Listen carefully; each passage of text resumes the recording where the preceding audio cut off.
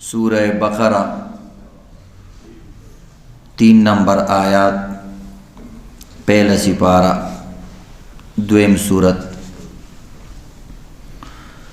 पदी आयात करीमा के द कामयाब मोमिनानो और द मुत्तकियानो द्री सिफतुन बयानेदल। यो सिफत ताल्लुक़ अक़ीदी सरौ युमिनून बिलग़ैब और द्वेम सिफत ज़ाहिरी आमाल सरौ हुकूक़ुल्लाह सरौ। खुदलता कुरान पाक की अल्लाह रब्बुल इज़्ज़त दमुज बयान अगर यो जुदा अंदाज सरौ को और जुदा कैफियत सरौ को युक़ीमून अस्सलाह इक़ामत दमुज बकई मुज बउदरई मुज बक़ायमई नो यो मुज कवल दी और यो मुज क़ायमवल दी। नो द इक़ामत नस मुराद दे इक़ामत द स्वलात सतवेले कीगी इक़ामत द मुज सतवेले कीगी और द दी समाना दा यो माना द दी दादा अल्लामा बेज़ावी रहमतुल्लाह अलैह करे द युरविजून अस्सला वही द इक़ामत मुज दादी ची दुई बमुज ल रिवाज वर्कई और मुज बमशहूरई यानी हर ज़े की बदवी द मुज ख्याल साथी रिवाज देता वही संग चे इंसान खपल रिवाज न परीदी प्रदी मुल्क तलाड़शी प्रदी खार तलाड़शी प्रदी इलाके तलाड़शी खलक और इदा त सके वही मड़ा दा जमंग रिवाज दे और मंग द चा द पार खपल सकाफत और खपल रिवाज और खपल कल्चर न परीदू कल्चर न परीदू नमूज बता से के लकर रिवाज खपल जिंदगी के दासी कस्ता खपल कूरी हम बमुज के कपरदे कूरी नो दसे बने में चीज़ होदल तो शर्मे का मदाखलत बहुई चीज़ान ने समूला जोड़ करे दा खुजम रिवाज दे मुझ का अलतबा मुझ के कप हज़र के और पैकामत के पकोर के हम बमुज के चे प सफ़र रवानी नो दा से बने में चे सफ़र दे मन दिल तो गोरो जुमात खोन दे अलतबा मुझ के देता हुए रिवाज चे रोगी हम बमुज के चे नारोगी बे बमुज के ज़का रिवाज खलक न प्रीदी अगर चे बाज़ रिवाजू नहीं द शरीयत नम खिलाफी और खलक ही न प्रीदी नो अल्लाह रब्बुल इज़्ज़त कोई खपल रिवाजुन की यो रिवाज द मुल्ज़ाम के पैदा कई और मीन्स मुरवज कई राइज कई खपल जिंदगी कत गरीबी हम बमुज के कत मालदारी बे बमुज के ज़का रिवाज सुख न प्रीदी और जिबे शरई रिवाजी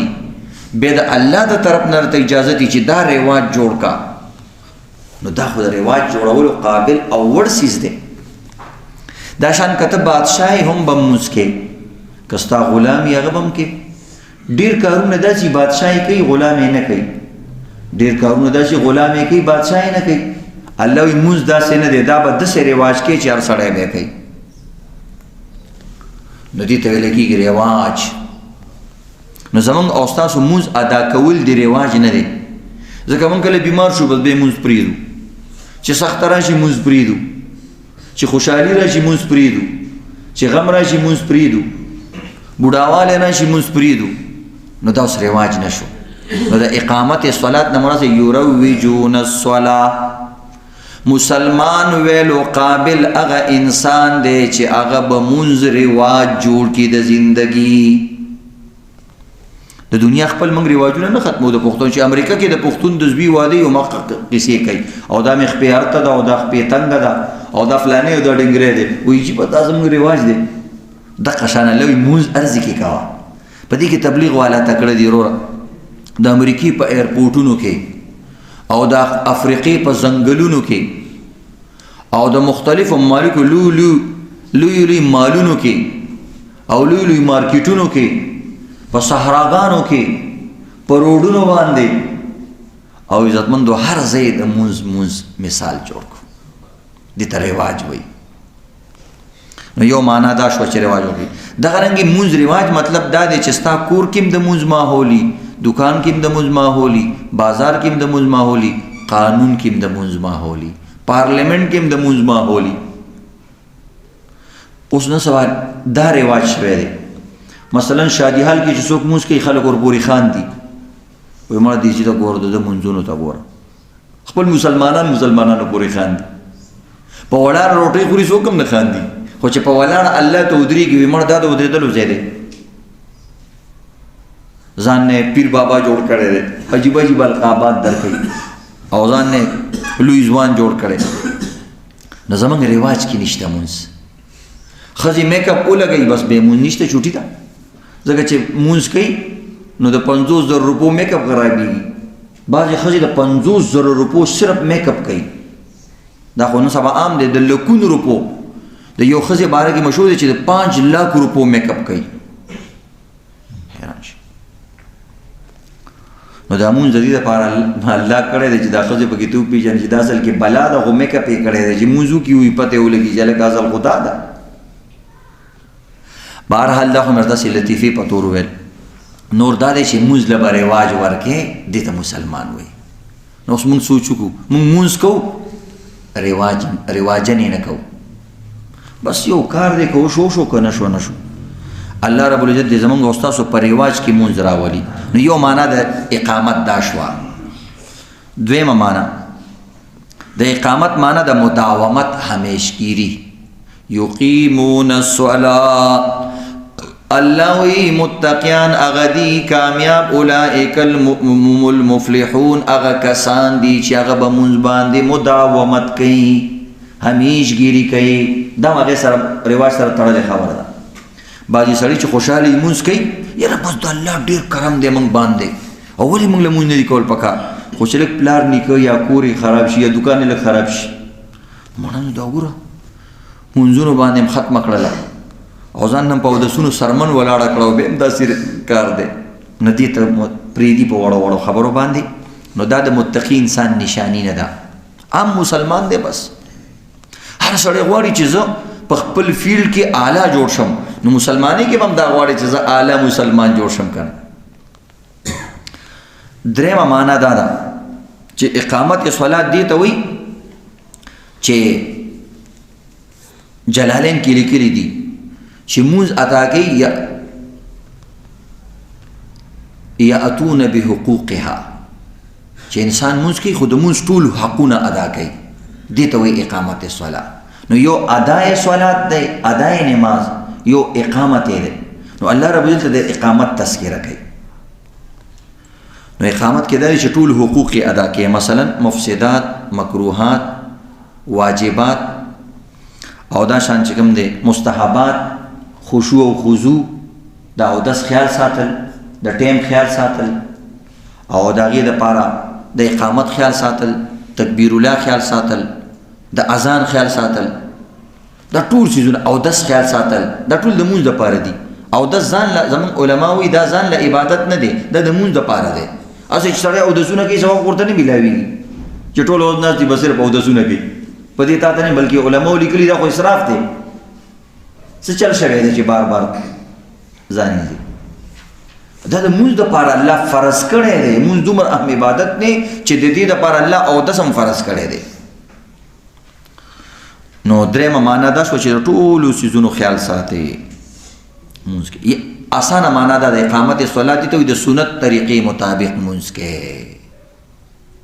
نبی السلام وایي صلو کما رأیتمونی یصلی زما پشان مونځ کوئ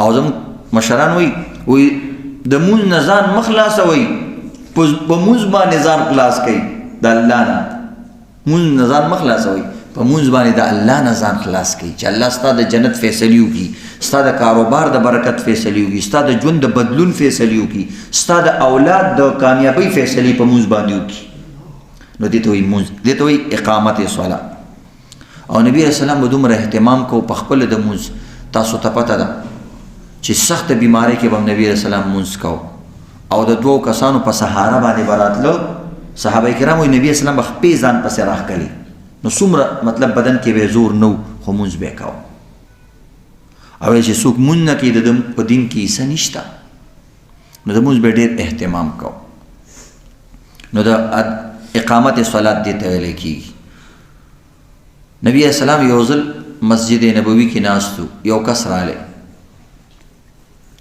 نو هغه مونځ وکړو داسې چټ پټ کې. نبی علیہ الصلوۃ والسلام ورته فرمایي قم فصلی فإنک لم تصلی، اے فلاں تو نماز پڑھ، تو نے نماز نہیں پڑھی ہے. مونځ وکړه، مونځ نه دی کړی. هغه بیا مونځ وکړو، بیا راغلی، بیا ورته قم فصلی فإنک لم تصلی، کړه هو، بیا ودرېږه، بیا مونځ وکړه. دریم ځل بس تلو راتلو به غریب بار بار تلو. دلته محدثینو لیکلي دي چې نبي علیه السلام ورته په دویم ځل په دریم ځل طریقه ولې ونه ښودله چې داسې مونځ وکړه. ورته یې مونځ وکړه او مونځ وکړه، طریقه ورته نه ښیي. دا ولې؟ وایي دې کې ډېر عجیبه عبرت دی. وایي نبي علیه الصلاة والسلام په دې انسان کې طلب پیدا کوو چې دا په خپله تپوس وکړي چې جي څه چل پکې خراب دی، تپوس یې نه کوو. او ورته یې لمونځ وکړه، بیا یې وپاڅېدو. بنده تپوس وکړي چې زما مونځ کې څه خرابي ده او غم، نو د سره غم نو پیدا شوی. نو نبی علیہ السلام سره غم پیدا کو چې پهله طلب پیدا کا، بیا چل زده کا. ځکه بې طلبه چې انسان ته څه څیز میلو شي د هغې قیمت نه وي. او چې کله انسان په خپله یو څیز پسې تکل کوي، تالاش کوي، لټنه کوي، لټون کوي، بیا انسان سره د هغه څیز قدر وي. نو هغه کې قدر پیدا کوو. نو په دریم ځل هغه خپله تپوس وکړو، اریني جی ما ته چلو خیرتي څه لمونځ وکړم. نبي علیه السلام ورته ویل داسې کوه، داسې کوه، داسې کوه. نو محدثینو شروحاتو لیکلي چې د هغه په قومه کې او په جلسه کې فرق او د مونځ ټول مسایل. زه چې شروع کې دلته تاسو ته امام شوم، نو ما تاسو ته یو د مونځ مسله رانیولې وه، ستاسو یاد شي. ما تاسو ته ترجمه او تفسیر هم نو رانیولی. د ټولو نه اول ما تاسو ته د مونځ بیان کړی تفصیلي، او یو میاشت یوه نیمه میاشت پورې د هر د روزانه یو مسله به مې درته د مونځ بیانوله، صرف د دې دپاره چې زموږ مونځ صحیح شي. نو دقه د اقامت صلات دپاره. نو ستاسو ته وګورئ پته ولګېده د عقیدې نه بعد فوري مسله د مونځ بیان شوه. یقیمون الصلاة، اصل مؤمنان هغه دي چې هغه د مونځ اقامت کوي، قایموي. د مونځ حوالې سره یو اشکال درته ویم او د هغې جواب. د فتنو زمانې ته پاتې شو عزتمندو. هغه د دین کارونه چې کوم فرایض ګڼلی کېدل او د صحابه کرامو مرګونه به په دې حالت کې راتلو او هغوی به دعاګانې کولې چې خدایه پاکه د مونځ په حالت کې او د سجدې په حالت کې موږ ته مرګونه نصیب کا. او هغه مونځونه چې د جهاد په میدان کې به مسلمانانو نه پرېغوسته چې د سر د پاسه به دشمن ولاړو او د مونځ اهتمام کې به د ښځې به ماشوم زیږېدلو هغې به مونځ کوو. کس به چې کوم دی په پانسۍ باندې پانسۍ ګاډ کې ولاړو او هغه به مونځ کوو. او صحابي ته وایي چې سړی دشمن ورته وایي چې موږ ته وجنو، هغه وایي ما ته د 2 رکعاتو صرف موقع راکړه بیا مې ووجنه، خیر دی، نور دا نه څه نه غواړم، دا نه غواړم. موږ ته چې اخري خواهش دی څه جي ماله زوی راوله او ماله ښځه راوله، ماله مې مور راوله. دا هم سړی کولی شي، خو د صحابه کرامو او زموږ چایس ته وګوره. هغه وایي نه چې 2 رکعاته مونځ بس، دا مې خواهش دی، نور مې خواهش نشته دی. بیا دا یو رواج جوړ شو، خلکو به چې پانسي کېدل مړه کېده بیا 2 رکعاته مونځ بیا کوو. د صحابه کرامو ده. نن په مونځ باندې اعتراضات کېږي. که کافران یو کې څه خبره نه ده، ځکه دشمن خو دشمني او دشمن خو جوړم د دې دپاره چې په بل باندې ډز وکړي او په بل باندې حمله وکړي او د بل په عمل کې نقصان او عیب راوباسي. سړي زړه هلته ارې شي چې کله مسلمان په خپل دین باندې حمله کوي، د خپل سستۍ د وجې نه، د خپل غفلت د وجې نه، د خپل کمزورۍ د وجې نه په اسلام اعتراضات کوي.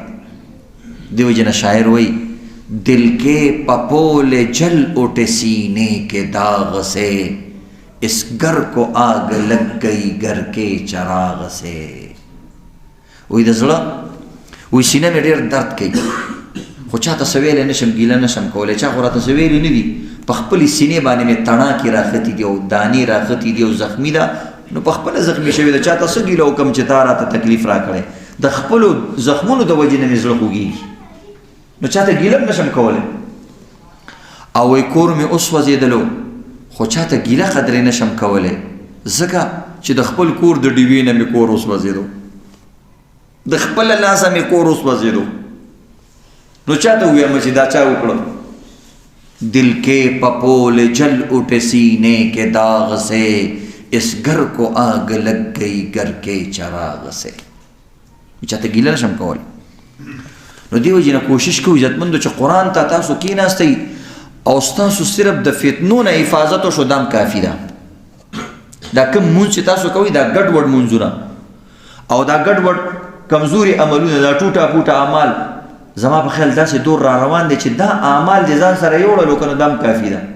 یاره چې په ګوډه خپه یو ځي ته ورسېږي خو دا هم غټه خبره ده که یو سړی دی پهلوان دی منډه باندې ورسېدلو نو زه هغوی سړی پهلوان دی او ته په ګوډه خپه باندې ورسېدلې سړی ویل که دا تکړه سړی دی سړی لنګړه دی ګوډ دی ړوند دی خو ځان یې راورسو دیر آیت درست آیت لیټ رالی خو ټیټ رالی او ځان یې راورسو. نو انشاءالله په دې ټوټه پوټه منځونو باندې په دې باندې د الله رب العزت شکر ادا کوئ. نو بیا مخکې کوشش کوئ د اقامت صلاة دا ادای صلات دی اقامت صلاة کوشش کوئ کوشش روان دی. نو بعض خلک عزتمندو یو دوه اعتراضونه کوي او په دې باندې باقاعده د هغوی تحریکونه دي وایي مونځ صحیح ده د الله عبادت دی خو مونځ فقط الله رب العزت د ورزش دپاره راوستی دی.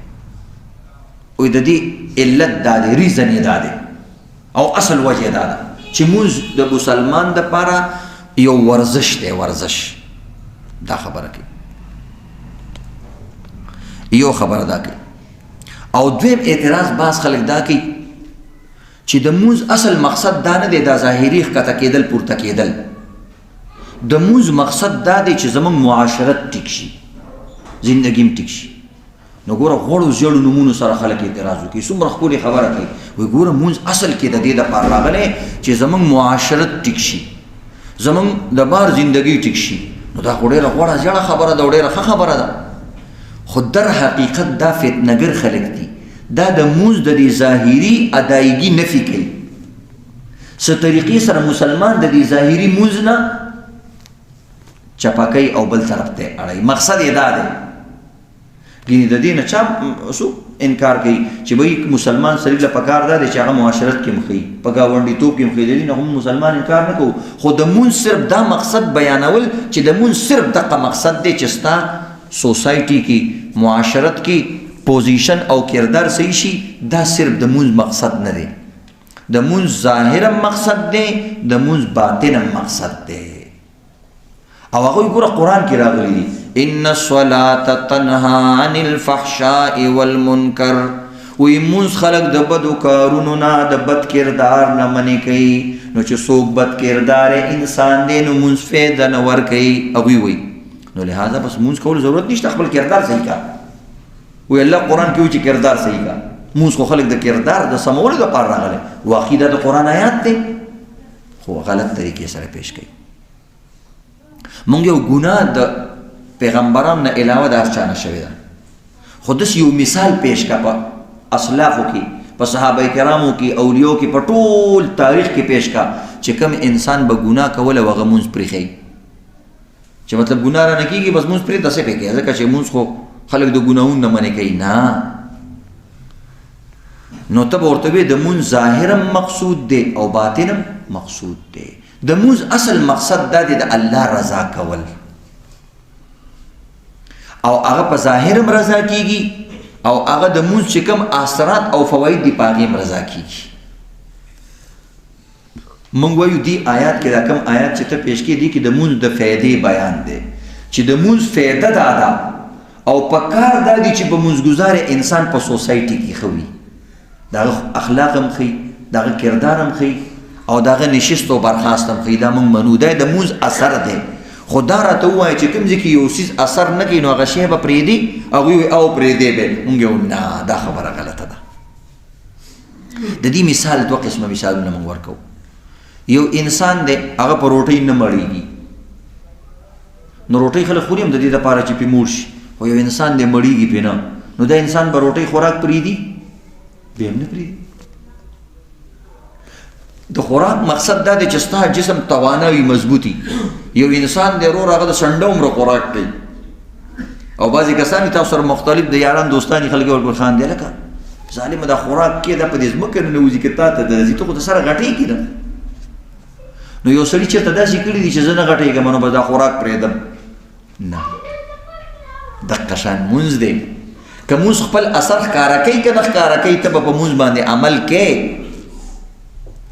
دویم مثال یو انسان دی مثلا هغه بیمار دی او علاج کوي د ځان نو د علاج مقصد دا دی او اثر یې دا دی چې تا نه دا بیماري ختمه شي خو عزتمندو ډېر کسان دي ټول عمر دوایي خوري او د هغې بیماري نه ټیک کېږي نو د دې د وجې نه هغوی دوایي پرېږدي نه ګران ګران فیسونه ورکوي بیا هم ځي ډاکټرانو سره مشورې کوي ډاکټران بدلوي حکیمان بدلوي یو چا مو نه ویلې چې اثر نه کوي بس ورکې کمرم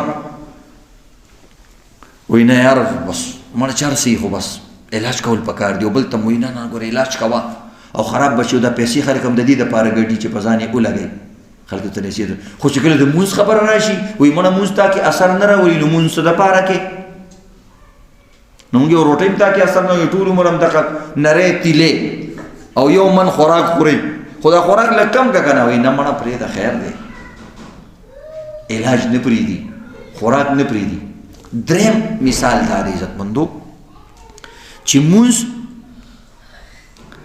د انسان د مسلمان دپاره شناختي علامت دی او مذهبي علامت دی دې ته عربي کې وایي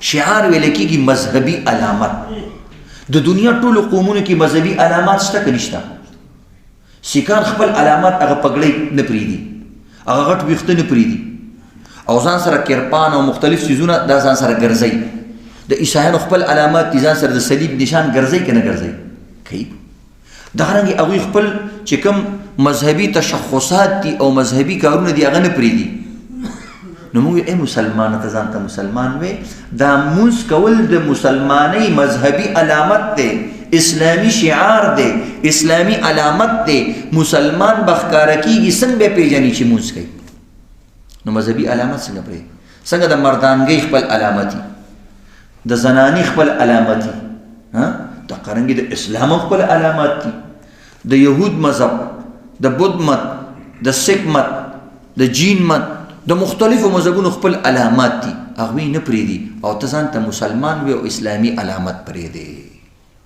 دې وجې نه مونځ پرېغوستل سختې خبرې راغلي وایي چې کوم مونځ نه کوي کافر شو قصدا امې درته پرون ویلي د کافر په شان شو یا کفر ته ورنږدې شو یا دا او کافر کې څه فرق دی چې دا نه کوي سخته خبره شریعت کړې ده مړه ته هم ځان ته لا مسلمان وي او مونځ نه کوي ته خو کافر یې کافر مطلب دا دی کافر په شان یا کافر بشي نو دا مذهبي علامات دی نو مذهبي علامت څوک نه پرېږدي یاره د یو ادارې علامت نه پرېږدي ماشوم چې لاړ شي بیچ دی نه دی راکولی ځه کور ته واپس لاړ شه و یونیفارم دی نه دی راوړی واپس لاړ شه دې غټو سکولونو کې ته یونیفارم نه بغیر ماشوم لیږلی شي که ته ورته ووایې چې وروره ته ماته دا ووایې دا یونیفارم څه د فولادو نه جوړ شوی خو زما زوی دی د سپینو کپړو په ځای سترې اچولي څه چلو شو او زه سورپوش والی یم او زه خو نیشنل پارټۍ والی یم پرېږده زه به دا جامې اچوم هغه وروره پارټي دې ځان سره کېږده او دلته به دا سپینې جامې اچوې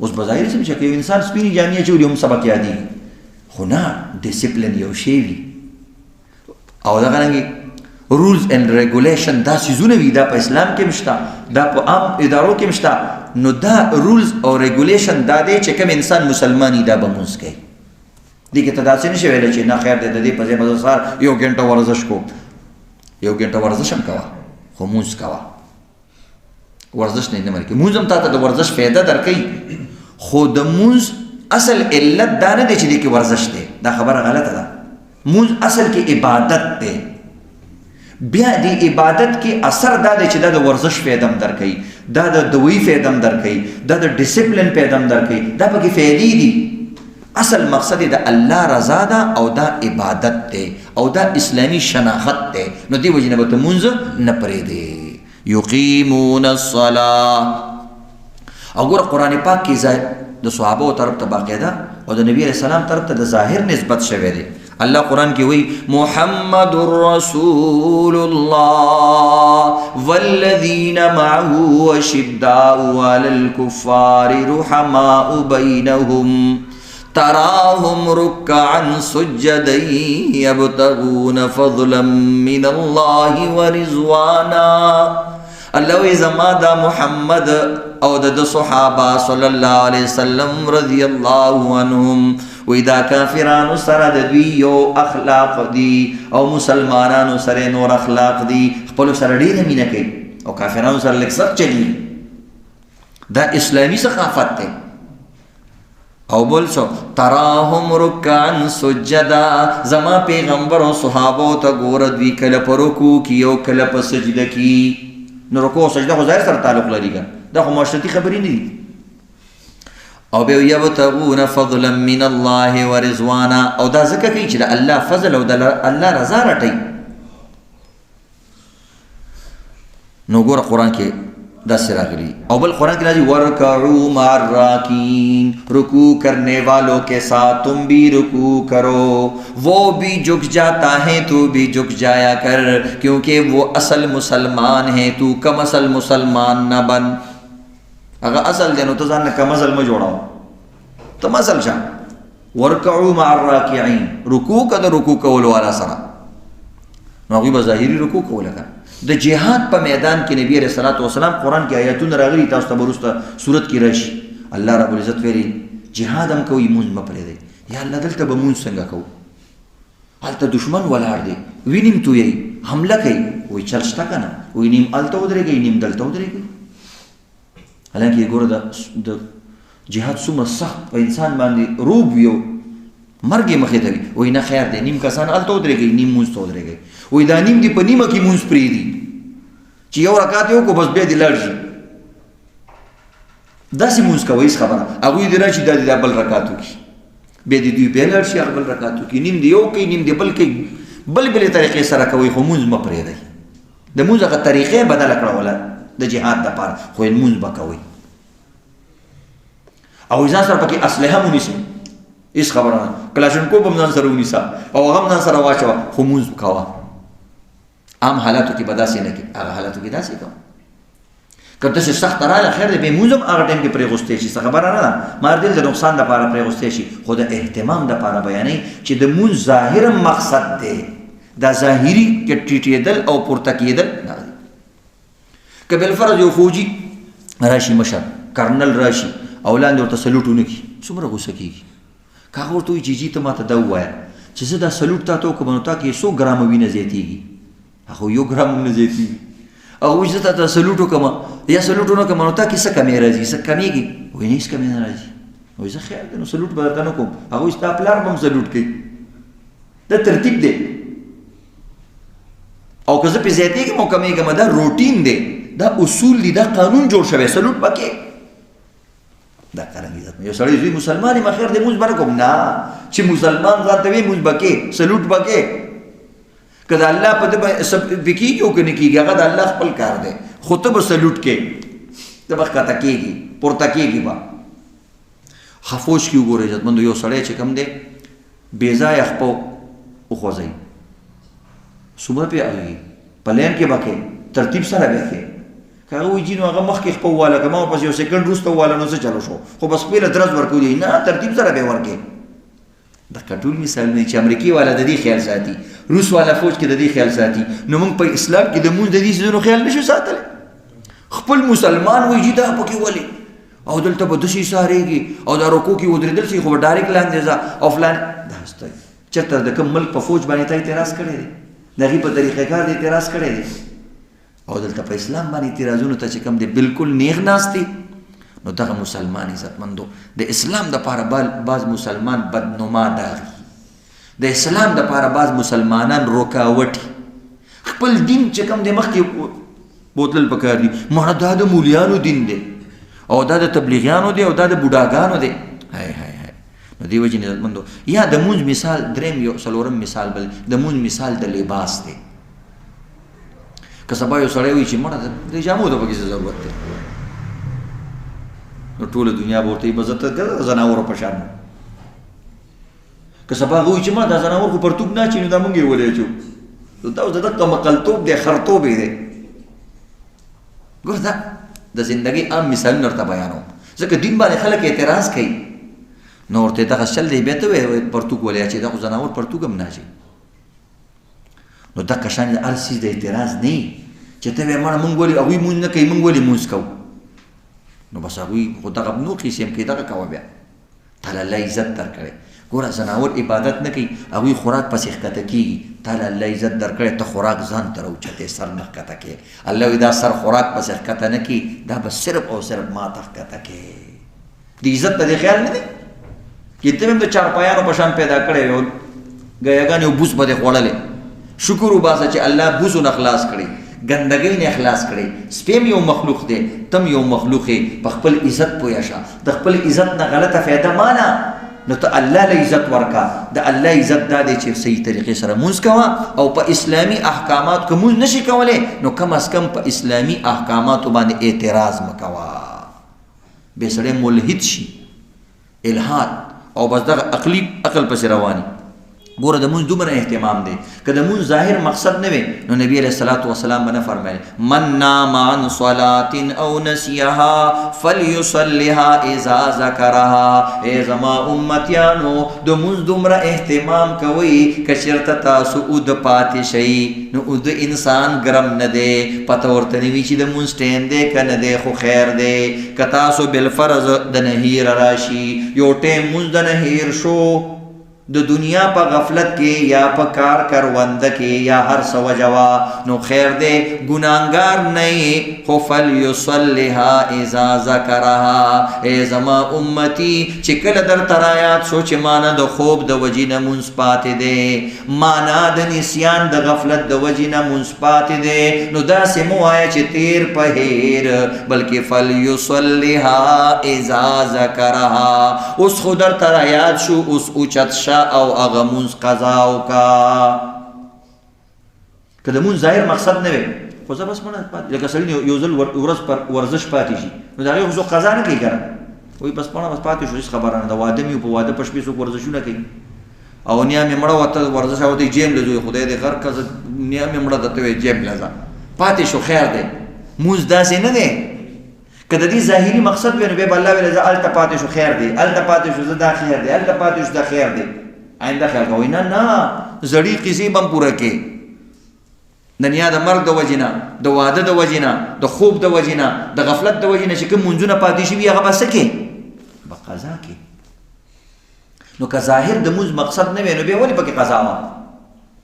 د دین په مزاج ځان پوه او کم از کم چې د ګمراهۍ نه موږ بچ شو دا هم لویه خبره د عزتمندو.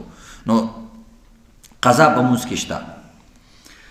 اوس د مونځ درته یو څو فایدې بیانوم. د مونځ فواید یقیمون الصلاة متقیان هغه کسان دي چې هغه د مونځ پابندي کوي. نو یو فایده دا شوه چې کوم انسان د مونځ پابندي کوي دنه به الله متقي جوړوي. دویمه فایده دا شوه د قرآن کې بیانېږي وروسته وایي اولئک هم المفلحون دقه مونځ ګزاري خلک کامیاب دي. قد افلح المؤمنون الذين هم في صلاتهم خاشعون. هغه مؤمنان کامیاب دي چې خشوع خضوع سره مونځ کوي. نو دا فایده. بله فایده دا د عزتمندو مونځ کې شفا ده. یو حدیث کې راځي فإن في الصلاة شفاء. بعضې خلک وایي شفا ده شفا مو شفا کندې ته وایي یو سړی بیمار یو دا خدای دې شفا نصیب کړي زه د خدای دې لږ نور هم ورپسې خراب کړي چې د رحمان بابا کندې ته ورسي. شفا خو کندې ته وایي بس هغه بس ټولو ته دغه دعاګانې کوي بس هغه غریب روغ جوړي او بس وایي کرونا شو به بل رحمان بابا د کټ رواني ټولو یار ولا دا خو سړی روغ جوړو نو تا ورته ویلې کنه چې خدای دې هغه کندې ته ورسوه ستا دعا خدای قبوله کړه. بهرحال ګوره دا د ګپ خبرې خو خپل هغه الفاظ بدلول پکاري. شفا د مونځ کې دا مسند احمد کې دا حدیث راغلی دی. مونځ ګوره الله رب العزت بعضو مونځونه کم مقرر کړي بعض زیات. د دې حکمت څه دی؟ ګوره د غرمې نه پس رکعتونه زیات دي سهار کم دي بیا مازدیګر بیا کم دي بیا ماښام لږ زیات دي دومره زیات نه دي ماسخوتن بیا زیات دي ماسخوتن او غرمې زیات دي ولې زیات دي؟ عقلي وجه ده.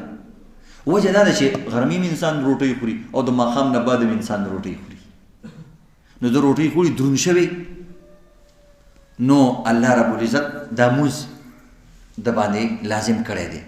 وجه دا چې کله انسان خوراک وکړي نو د په جسم کې کولیسټرول زیاتېږي او نو کولیسټرول کمیږي په ورزش سره. نو د مونځ مار دی اصل خو عبادت دی خو ورزش فایده هم پکې شته، خو چې کوم خلک وایي چې صرف ورزش دی دغه خلک غلط دي. نو سړی وایي مونځ کې دا فایده ده دا فایده ده بیانولی شي خبره نشته. نو دې سره چې کوم دی عزتمندو هغه وینه تازه شي، هغه خوراک چې کوم دی هضم شي، د انسان چې کوم دی کم هغه وازګې او غوړي په دې رګونو کې جمع شوي وي هغه روان شي. چې کله انسان هغه کې مونځ کوي انسان باندې خولې راشي. تاسو صحیح طریقې سره مونځ وکړئ دومره خوله په انسان باندې راځي عزتمندو چې حیران به شي. وجه دا ده چې دې کې بهترین ورزش دی. نو دې سره بدن ګرم شي نو هغه رګونو کې چې کومې وازګې وي کم کولیسټرول وي هغه ویلی شي او بدن ته وینه صحیح طریقې سره پاس کېږي. نو په دې سره عزتمندو د ټینشن بیماری ختمېږي، امراض قلب ختمېږي، فالجونه ختمېږي. پخواني خلکو به منځونه ډېر کول نو دا بیماریانې نه وي، اوس منځونه کوي خو صحیح مونځ نه کوي. نو د دې وجې نه هغه بیماریانې ورسره نه ختمېږي ځکه چې کوم طریقې سره ورزش چې څنګه طریقې هغسې به یې کوې او د ګاډي د چلولو چې څه طریقې هغه طریقې سره به یې کوې. نو دې سره بیا بلډ پریشر ختمېږي او دا سیزونه ختمېږي. او یو حدیث کې هم راځي عجیبو طعامکم بذکر الله والصلاة، خپل طعامونه عزم کوي په ذکرونو سره او په منځونو سره. زموږ خلک باډي بلډینګ شروع کړي لکه څه چل دی باډي بلډینګ څه ته وایي دا پردۍ اوسپنې به اوچتې او پیسې به مغویله ورکړې. دلته پلار وایي بچی دا یو ټاټکی راسه اوچت کړه ولې زه داسې مزدور ښکارم اول ته په جیم کې وروره منونه دا اوسپنې اوچتئ او دا که اودسونه مو سره ماتېږي اول ته اخره میاشت کې ورته پیسې راکړه هلکه ما دله اوسپنې اوچتې کړي ته رانه پیسې یالې. نو عزتمندو د دې په ځای باندې پخوا به خلکو منځونه کول، اوس ورزشونه ورزش ناروا نه دی. ته ځان نه ښایسته باډي بلډینګ جوړ مزدار خپل بدن ټیک کا واعدوا لهم ما استطعتم ځان تیار کا. خو د مونځ دپاره وروره ته خو باډي بلډر دی او سنت نه کوي. ته خو یو ټایم کې د ښه رومره خوراک خورې او بیا سنت کې چې کوم دی سنت نه کوي خیر دی مړه سنت دي پردۍ اوسپنې اوچتې پیسې ورکې او 2 رکعته سنت دنه نه کېږي. کراټې مین دی وروره او مونځ نه کوي. نو دې خیر ساتل پکار دی عزتمندو. دغه څیزونه هم دې کوي خو مونځ به نه پرېږدي. نو حدیث کې راځي چې خوراک په دې باندې زایل کا او ختم یې کا، یعنې کولیسټرول پې ختم کا. په مونځ کې دا فایدې دي. بل عزتمندو بله فایده ده په دې سره انسان صفا کېږي. وایي 5 وخته مونځ مثال دا دی چې 5 وخته کور مخې ته نیري شفاف او انسان پکې مخ لاس وینځي. نبي اسلام وایي بدن باندې به اخیره پاتې شي. وایي نه، وایي دقه د مونځ مثال دی چې دې سره ګناهونه هم ختمېږي او ظاهري نجاست هم سره ختمېږي. او دا شان عزتمندو بله فایده دا ده چې دې سره ورزش کېږي.